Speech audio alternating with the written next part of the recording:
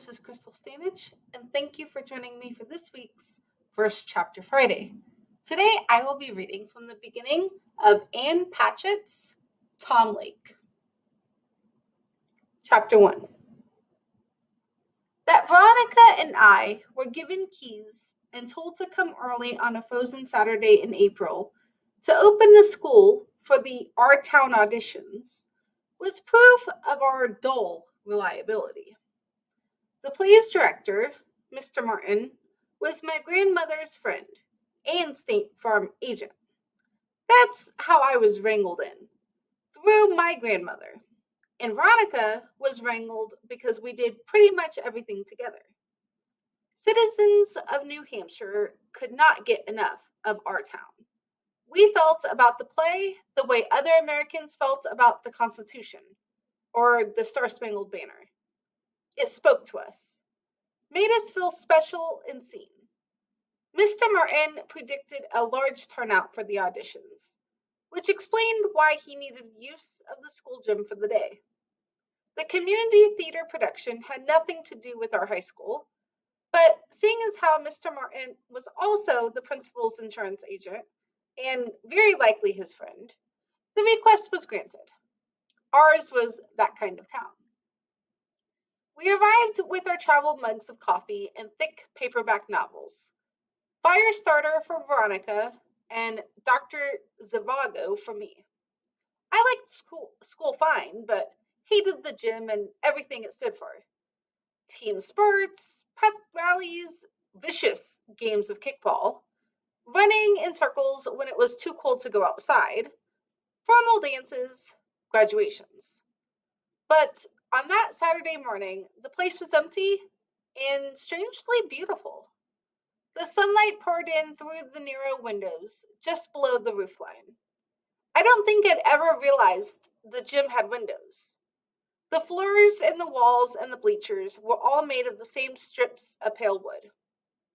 The stage was on one end behind the basketball hoop, its heavy red curtains pulled back to reveal matte black nothingness.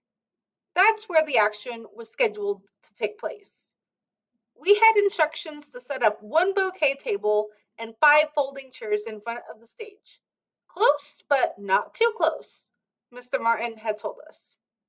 And then 92 feet away, under the opposing basketball hoop, in front of the doors to the lobby. That second table was for registration, which was our job. We wrestled the 2 folding tables in the storage closet. We brought out folding chairs. We were to spend our morning explaining how to fill out the form.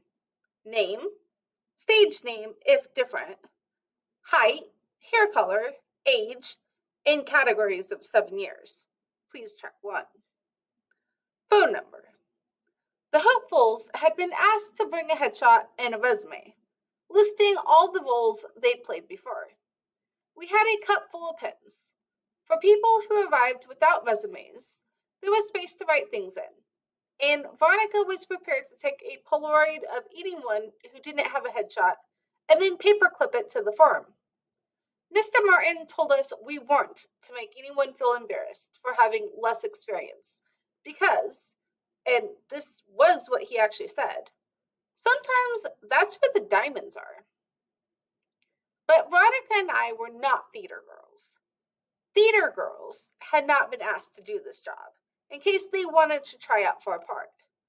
We were regular girls who would have had no idea how to make adults feel judged based on their lack of theatrical experience.